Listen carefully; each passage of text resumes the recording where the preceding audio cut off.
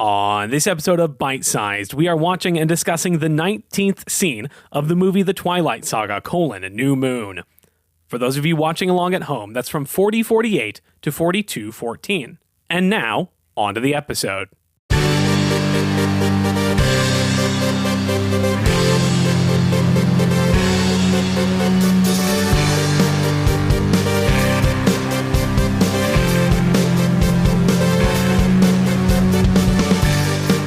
Hello, everyone, and welcome back to yet another episode of Bite Sized. I just jump scared my own co-host in the intro to this show.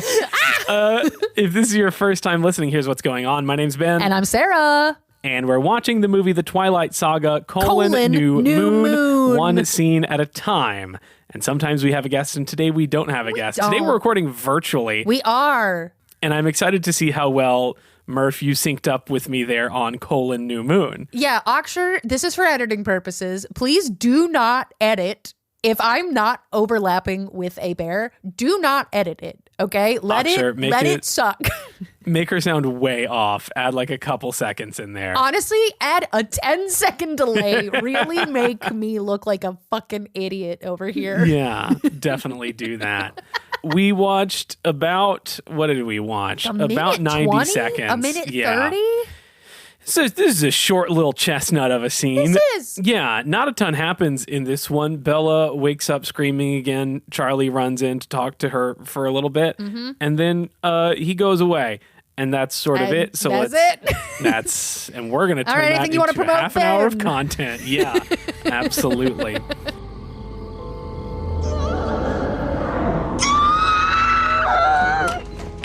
Hey. You're okay.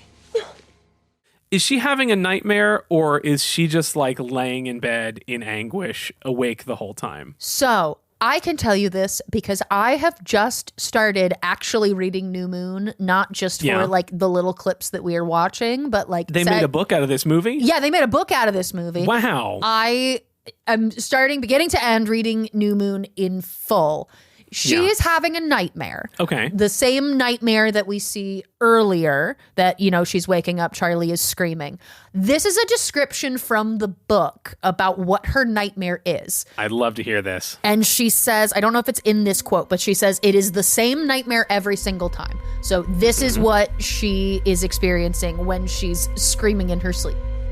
There were no zombies, no ghosts, no psychopaths. There was nothing really, only nothing. Just the endless maze of moss-covered trees, so quiet that the silence was an uncomfortable pressure against my eardrums. It was dark, like a dusk on a cloudy day, with only enough light to see that there was nothing to see. I hurried through the gloom without a path, always searching, getting more frantic as time stretched on, trying to move faster, though the speed made me clumsy. Then there would come a point in my dream, and I could feel it coming now, but I could never seem to wake myself up before it hit, when I couldn't remember what it was that I was searching for, when I realized that there was nothing to search for and nothing to find, that there never had been anything more than just this empty, dreary wood, and there would never be anything more for me. Nothing but nothing. That was about when I usually started screaming. Okay. This is the nightmare that she has over and over and over. And the book makes a point of saying that it's the same one. And the night after she goes to hang out with Jacob, she goes to sleep and is expecting the nightmare to happen. And she just falls asleep and wakes up. And she's like, oh my God, this has fixed everything. But now in the book again, the nightmare comes back because she's like, well, Jacob can't put it off forever no matter how good he is, which is kind of like the last quote we had in the last scene of like, but even Jake can't keep the dreams away.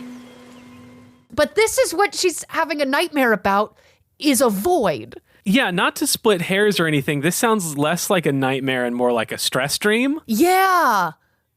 Yeah, this is such an interesting nightmare to have because it doesn't feature anyone. Like you would think it would be like, I don't know, her nightmare is like reliving Edward breaking up with her like over and over again, or like breaking up with her in different ways in these nightmares. No, it's just wandering around an empty wood, never being fulfilled. Like what an existential dream to have a little on for the nose. months. And like something that really wouldn't translate to film very well. Nightmares, dream sequences are fun. Stock parts of a lot of different types of movies. But something like that, I don't think it's fun to write about all the nothing that there is, and then you turned around the trees and there was more nothing and you forgot the nothing that you were not looking for. But that just does not make for an interesting nightmare on a movie. Yeah, I also don't think it like tonally matches the rest of this movie. You know, at the end of the day, this is like a young adult, not rom-com, but like there's action in it. There is romance. That there's a love triangle. If we get a little too existential horror, like really headfucky horror, that doesn't match the rest of the movie. Like, I think the most we can get is that nightmare she has at the beginning about her grandma being her and being like old, because it's a little more whimsical in nature versus like, you're gonna die alone, motherfucker. Instead, it's just aging, the worst thing that can happen to a person. Exactly. Bella's going through a hard time. She has a problem Charlie can't fix. I can't imagine Charlie being there is super helpful for her. Yeah. I feel like Bella's the kind of gal that if she is going to scream and cry like that, she doesn't want anyone to see it. Mainly because she doesn't want anyone to see her do anything ever. Exactly. She wishes she was invisible.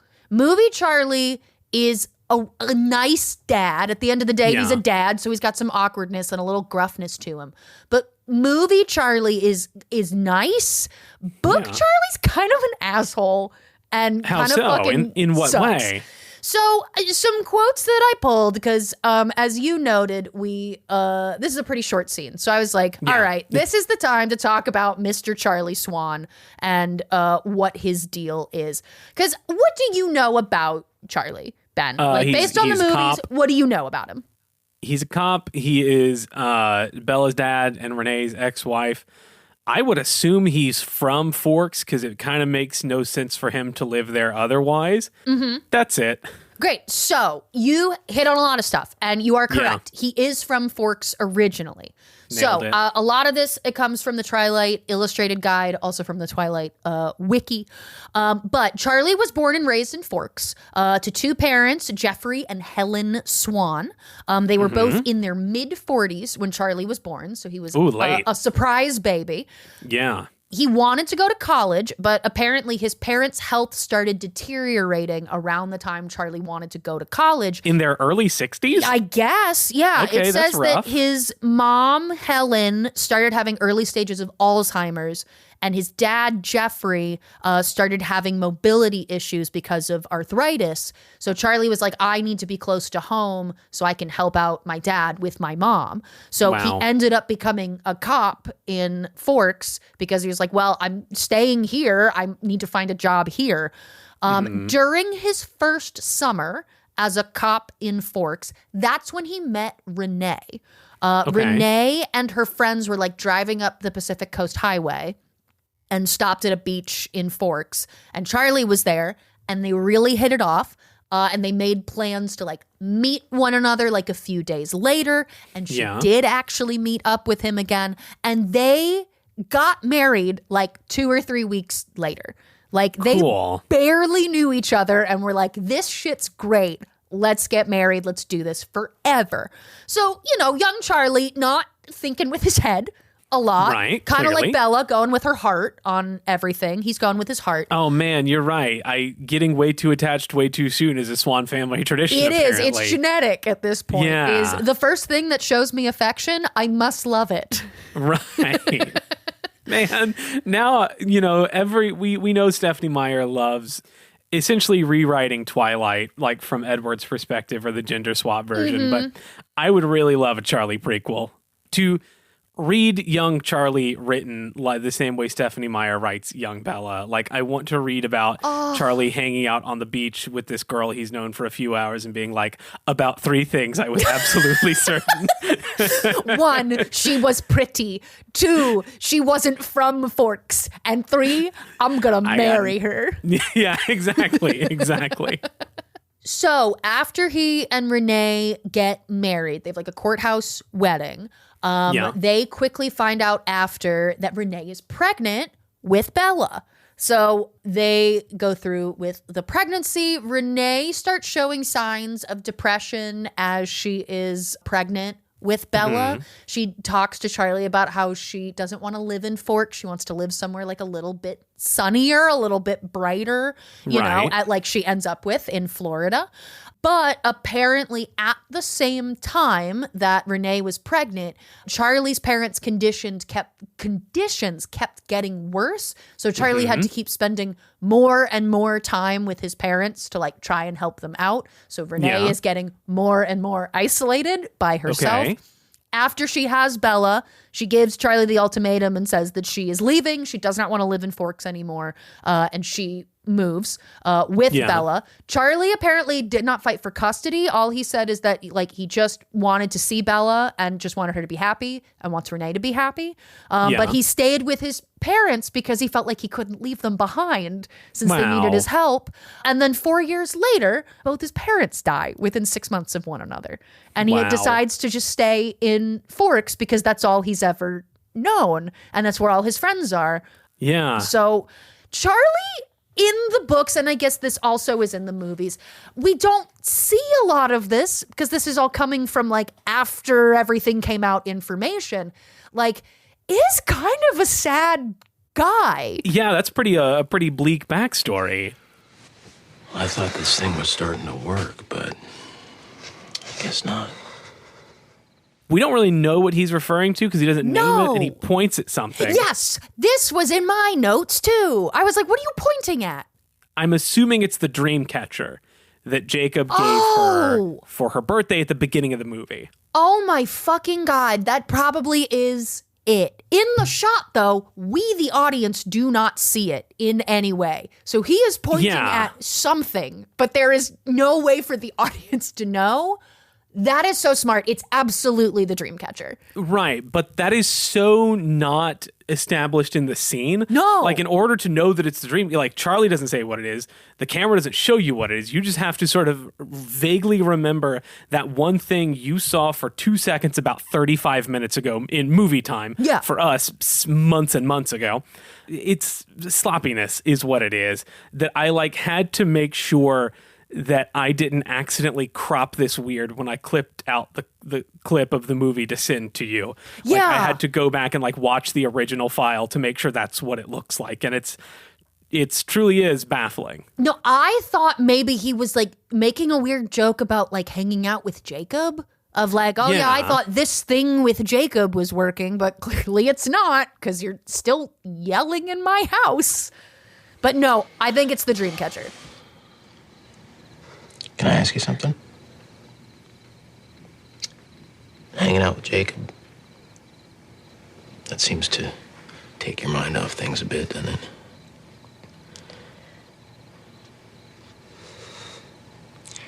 You know, sometimes you gotta learn to love what's good for you. You know what I mean? I know you want Edward, but hey, Jacob's right there, and it seems like you don't scream as much when you spend time with him. You seem pretty quiet when you're around him, and I like that for my eardrums. So maybe hang out with him. Just sort of a better arrangement for everyone involved instead of you being horrifyingly hung up on this guy who's not around anymore. Yeah, God, it's reminding me this past week, our dog Jinx has been like, for some reason at like 3 or 4 in the morning, just like losing her mind, barking just because she's bored. Or because she misses her boyfriend. And we finally had to put in like a white noise machine downstairs to be like, okay, see, like there's no other noises downstairs. This will help calm you down. Jacob is Bella's white noise machine. That makes a lot of sense. Just dull out the sounds. They're not there right now. It's just you and Jacob, and just have some fun, kid.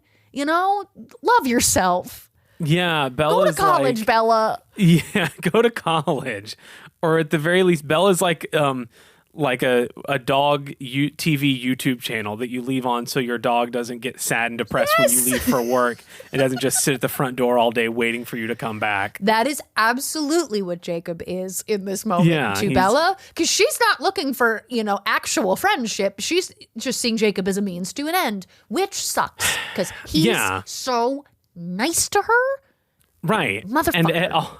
And the actual mental health benefits she's gaining from it are purely accidental. That's not what she's looking for at all. Yeah, no. All she wants is to see her ghost boyfriend. Let me see him, Dad, please. Even if it means getting on a motorcycle with a weird man named Chet. But Daddy, he's my ghost boyfriend. I love him. We're going to go to Ghost Prom together and get ghost married. Yeah, just like you did, Dad. We're going to go to the ghost courthouse. And then we're going to have a little ghost baby. And his name is Renesmee. Edward being a ghost, if I was dating someone who was a vampire and then I started seeing them as a ghost, I'd be like, sure, whatever. You're already one scary monster. You might as well be two. Yeah. That ghost of Edward that I see could be the real Edward and not just my own hallucinations. Yeah, maybe that's why Bella is like kind of following it and not freaked out by it. Yeah. As I feel like, you or I or most people, if suddenly we had an auditory visual hallucination of something, would go, oh no, something is sincerely wrong. I'm sure Bella in this moment's like, maybe this is just some weird Edward power that maybe he can't read my mind, but like he can project his thoughts to me or something that like, even if he's far away, he's still with me. So she's like, yeah, sure. The world is magical. Why can't that be real? Yeah, it's easier to justify that seemingly impossible thing if you've already accepted the fact that you live in a universe that doesn't play by rules as you previously understood them. Yeah. Aksher, this is why I'm right about the walrus. Fuck you. What? That's something we've told you, we'll tell you about. It's a whole discussion we had once in a Riff Green room where you weren't there. Oh, great. And then Aksher, I think we talked about maybe making that a live show, but Aksher, I'm right. No, you're not. You're not right about the walrus. That's nobody who says walrus in that hypothetical is correct. That's a batshit thing to say. Charlie gives Bella all this advice, and he kind of ends it with a little jokey joke about like, what do I know? I'm a real... Oh boy, I'm Mr. Casanova. I love him and leave him, Of course, what do I know? I'm just a terminal bachelor. Famous ladies' man. Okay. Go to bed. I love you. He makes her chuckle. He's like me. He loves to diffuse tension with humor. Yeah, you can't be too sincere for too long. You got to bring a joke back in there so you can stop actually having to acknowledge your feelings, Charlie. I know how it goes. Charlie's sincerity must come with a level of distance. That is not wrong at all. Most folks in this series, I would say a lot of their sincerity has a certain level of distance to it, of like... Bella and Edward, yes, they do sincerely love each other, but they can't be too upfront. They have to hide it from the world, and Edward hiding from one another. Yeah. I don't know. I think it's in a book and a series of big feelings. We still have a lot of distance to our big feelings. Yeah, we do. And I don't think we'll ever get there because it seems to me the moral of the Twilight books and movies is that like, nah, man, just keep chasing the thing you know is bad for you. It actually will turn out pretty well, actually. Addiction is awesome, guys. Yeah. It only turns out good. Learning from your past is for losers. I got sober because I fucking suck, okay? I couldn't maintain the coolness for that long. Couldn't stand the heat. Got out of the alcohol kitchen. Yeah, I couldn't stand the heat. What a fucking loser. That's what Stephanie Meyer would say. Yeah, you're no Bella. You can't unhealthily commit to something that long. Fine. Good. I can't learn to cope and move on and better myself. I must live in the past. Yeah. You must find exactly one thing that you like and devote the rest of your life to that. Perfect. Let's start to land this plane. If you had to give this scene a name, what would it be? And it's going to be the name of the episode, so let's make this one good. We've talked a lot about it's a lot about Charlie. Yeah, I had therapy today, which is why we're getting deep into like we're just sort of projecting therapy onto Charlie in this whole episode. I feel like if we recorded this any other week, it probably wouldn't have gotten this deep. Based on that, my thought is the title might be "The Gang Therapizes Charlie." the gang therapizes Charlie. That's not a bad one. Thank you. I was also considering Bella TV because we did talk about Jacob being, dog TV for Bella. But I do think this is... TV. We need to give Charlie his flowers. Yeah, because this dad in this universe is trying. Yeah, he needs a little charlative behavioral therapy, if you know what I'm talking about. A little CBT. CBT, shit. How do we spell this? Charlative? That's my problem. I'll figure that out when I'm posting the episode. Yeah, okay. I think that should be the title is CBT, charlative behavioral therapy. Yeah, or you just do CBT and let it be a little surprise what it stands for. Ooh, okay. I leave that up to you when you decide to post this. I'll leave it up to me when I decide to post it too. We'll figure out what happens. Listener, you'll already know. We're having this whole back and forth and you're like, you dummy, you already picked. Yeah, we are the cats inside Schrodinger's box right now, and you know which reality we live in. Is it cramped in here? There's a weird isotope. I don't understand what's going on. It's glowing. Some sort of bottle. It looks like it's decaying. I hope there's something delicious in it. I hope it's not poisonous. Nah. So I put on the bite-sized Instagram, bite-sized-pod _. For those of you who aren't following, I put on our story earlier today, letting folks know that we'd be recording. And I said, hey, do you have any questions you want answered on the pod? And a couple people did. We had Tia.Dostilio, who asked, which character do you love but wish you didn't love them? I mean, maybe it's just because the last couple scenes that we've recorded, but it is Jacob. I honestly... Yeah. I think that might have to be my answer, but it's hard because I'm like, well, right now we're only looking at the context of like the first third of this movie. Yeah, we have no reason to not love him at this point. Exactly, right now in Twilight, in Twilight, he barely exists. In New Moon, as we've seen him so far, like we've said, he is existing currently to establish to be a believable rival to Edward. So he has to look really, really good right now. And then in movies 3, 4, and 5, we're going to take a steep nosedive. And so seeing him now at sort of peak Jacob, where he's at his best, it sort of makes one wish you forget about everything that's yet to come. Yeah. My joke answer on top of that will also be the little animatronic that played Renesmee before they CGI'd it out. Yeah. I shouldn't love how ugly that fucking baby is, but I do. And I think it's incredible. And I do have it saved in our aura frame downstairs. Shout out to the Twilight Forever Museum in Forks, Washington, where you can see that thing in person. Yeah. I have. And every night I wake up screaming. And that's what your nightmare's about. Yeah, my wife has to run into the room and be like, hey, get your dream catcher. Hey, come on. She shakes it in front of your face to wake you up, slaps you around with it. It's like, hey, bonks come on. Me with it. Our second question comes from Amine Beak on Instagram. Do you believe the Cullens wear wigs? Yeah, this is something of a recurring question in the Twilight fandom. I think I've explained it before, but do you remember the wig theory, Bear? I do, but for the listener who doesn't or has maybe never heard it before, go ahead and give us a little recap. I would love to. So per Stephenie Meyer's lore that she has created for the vampires, a vampire's hair cannot regrow. Wherever length it is at when you turn into a vampire, it will never grow longer than that. If it gets cut while you're a vampire, it will not grow back. You're dead. Sorry, you have the bangs forever. Yeah, sorry. If you got a fuck-ass bob, you're stuck with a fuck-ass bob forever. But in the Twilight movies, because they are movies, the Cullens' hair changes from movie to movie. Not a ton, but like Alice's hair gets longer and the color changes a bit between people. So the theory became that, well, because they can't grow their hair any longer, maybe the Cullens shaved their heads and they just wear wigs all the time so that they can style it however they want. And I choose to believe that's real. I really want to believe that that is the truth, the honest to God's truth in the Twilight universe, because that's just more interesting to me.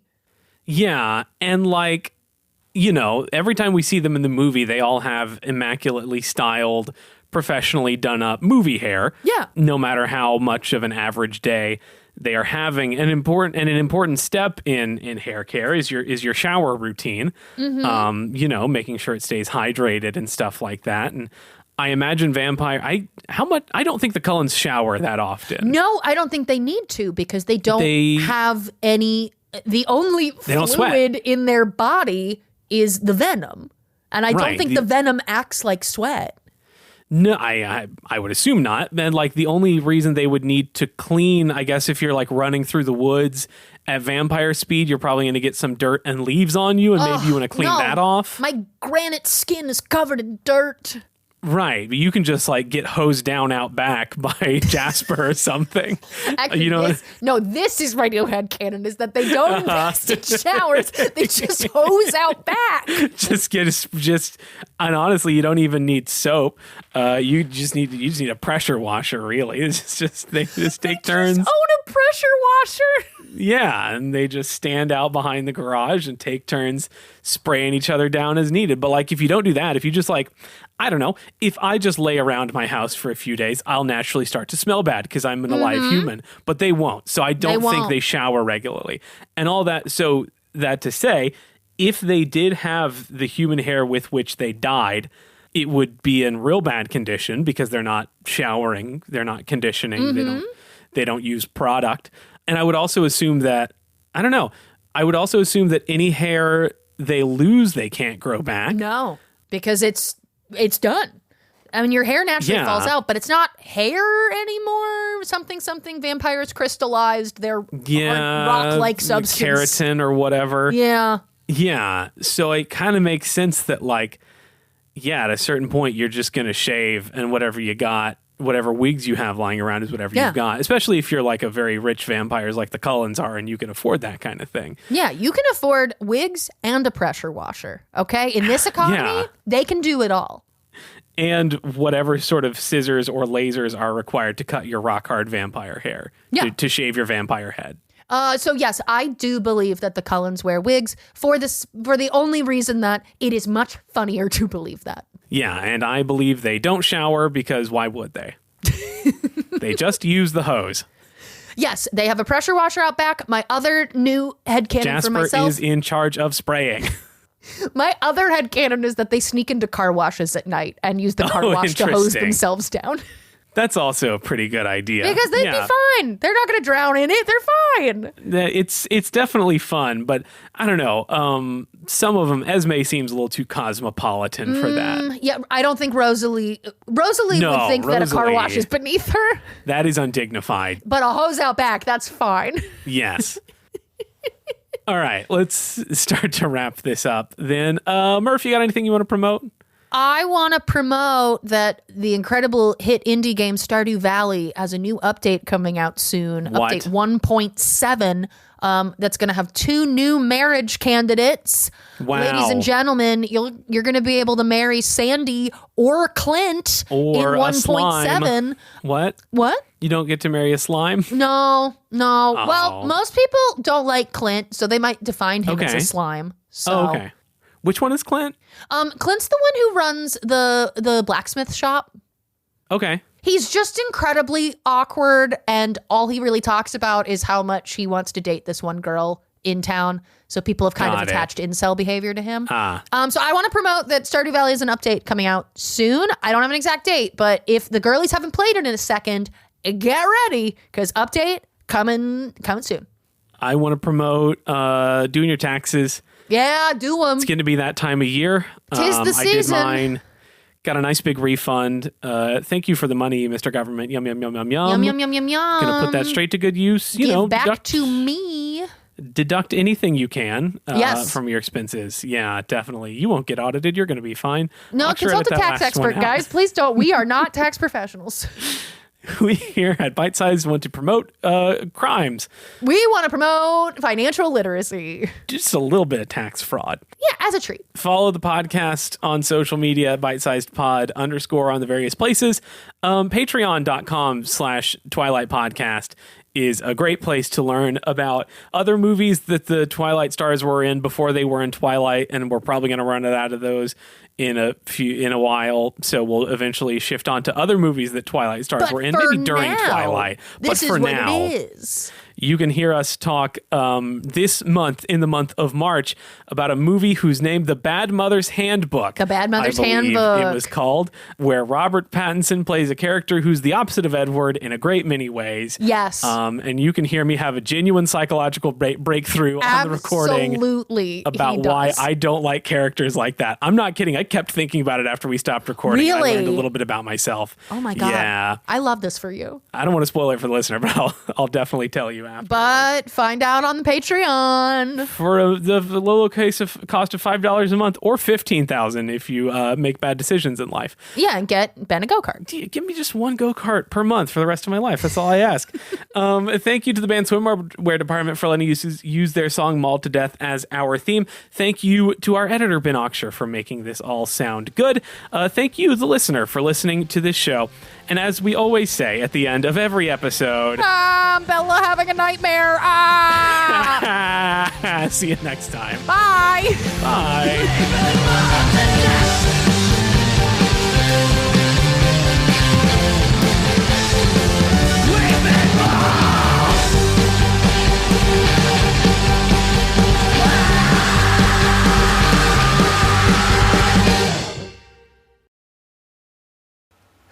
Okay, here's the walrus thing. You're sitting at home in the middle of the day when your doorbell rings. You open the door, at which point our hypothetical branches into two possible variations. In the first scenario, you see a walrus at your front door. In the second scenario, it's a leprechaun. Which would be more surprising? Now, for the purposes of this hypothetical, we must assume that you know immediately that you are looking at a real walrus or a real leprechaun. These are not fakes or facsimiles in any way, and you are granted this knowledge upon first sight. So, which would be more surprising? Now, walruses, famously, exist, meaning a walrus at my door, while unusual, changes nothing about what I understand to be true about the physical universe around me. Leprechauns, famously, do not exist. So if it turned out that they did, the implications are absolutely staggering, actually mind-blowing, way more of a surprise than that a large animal was moved from one place to another. But many of you, like A-Bear, are sitting there right now disagreeing with that assessment, which baffles me so completely, it actually has altered my perception of the human mind. About half of the responses I've since received to this question have ruined me, and my knowledge of them will haunt me forever, just as the question itself will now haunt you.